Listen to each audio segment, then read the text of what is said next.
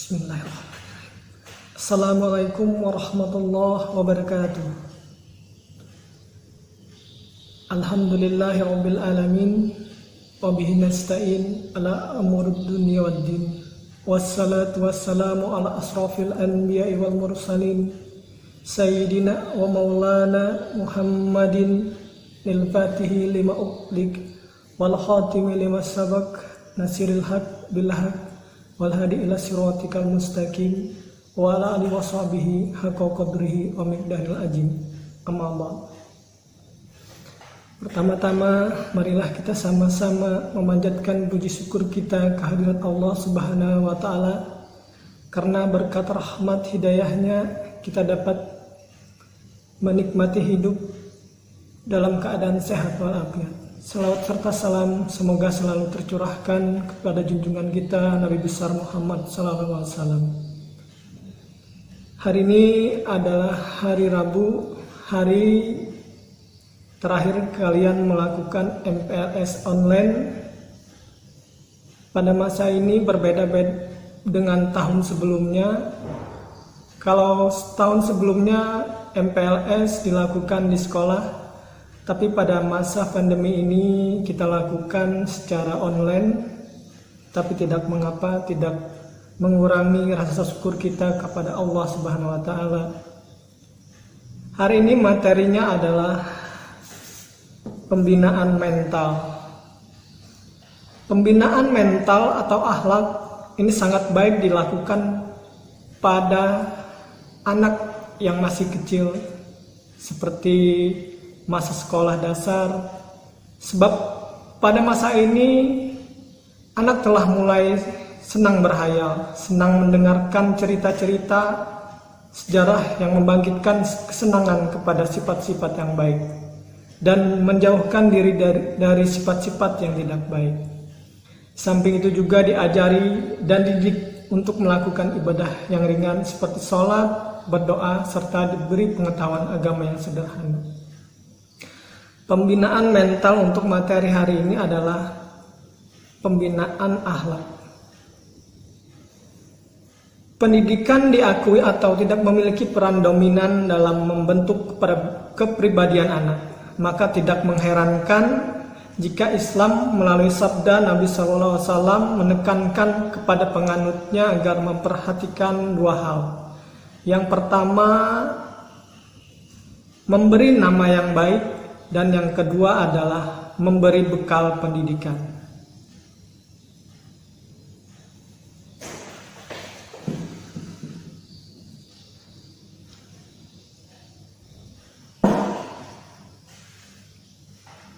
Menurut Abdullah Nasih Ulwan melalui bukunya, pembinaan mental atau akhlak dapat ditempuh dengan dua cara.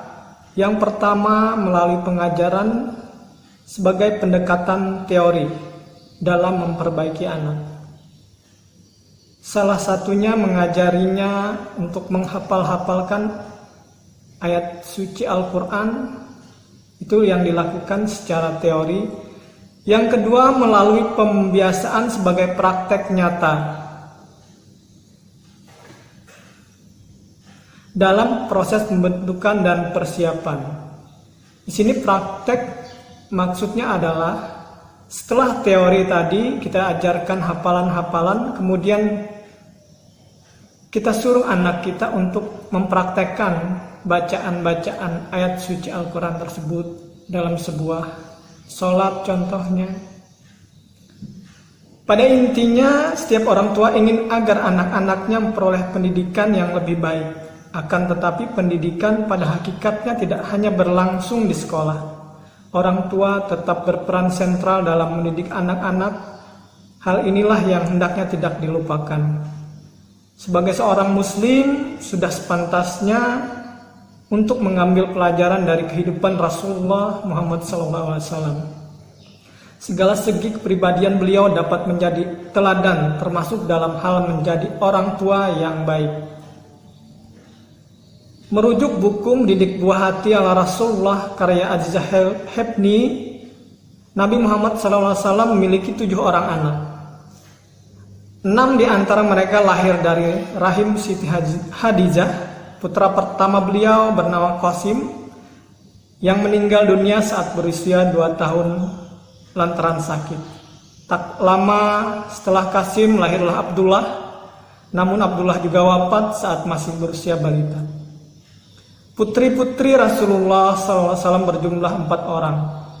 Mereka adalah Zainab, Ruqayyah, Ummu Kalsum, dan Fatimah. Adapun dari istri beliau SAW, yakni Maria Qutbiyah, Nabi SAW punya anak laki-laki bernama Ibrahim. Hanya saja putranya itu wafat saat berusia belasan bulan. Di antara cara Rasulullah dalam mendidik setiap buah hatinya ialah memperkenalkan tauhid dari dini.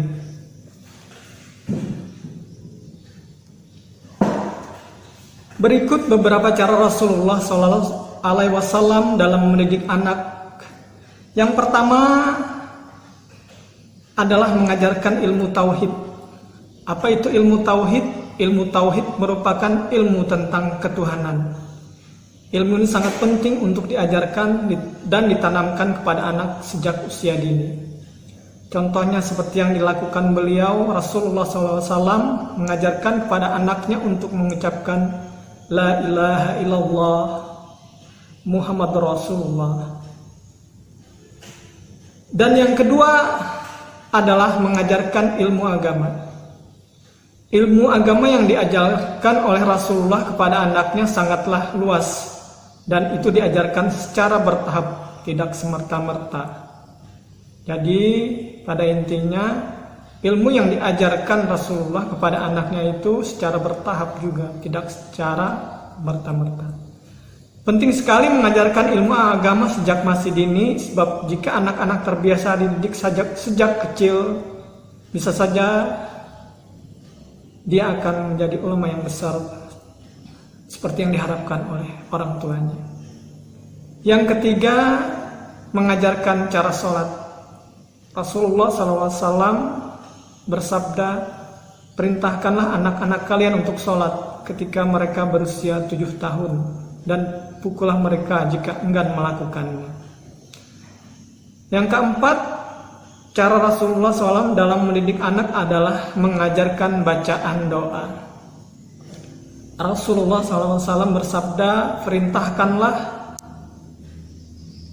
Rasulullah SAW mengajarkan dan membiasakan anak untuk berdoa sangatlah penting agar senantiasa dijaga dan dilindungi oleh Allah Subhanahu wa Ta'ala dari berbagai macam bahaya. Dan yang terakhir, yang kelima, cara Rasulullah SAW dalam mendidik anak adalah mengajari anak berbakti kepada orang tua. Rasulullah SAW bersabda, selalu mengajarkan kepada anak-anaknya keutamaan berbakti kepada orang tua, sebab anak yang durhaka dalam Islam merupakan perbuatan yang tidak baik dan akan mendapat dosa besar. Ya, sampai di sini saja materi dari saya dalam memberikan materi MPLS, materi yang berjudul pembinaan mental, atau juga dikatakan pembinaan akhlakul karimah. Wabillahi taufiq wal hidayah. Wassalamualaikum warahmatullahi wabarakatuh.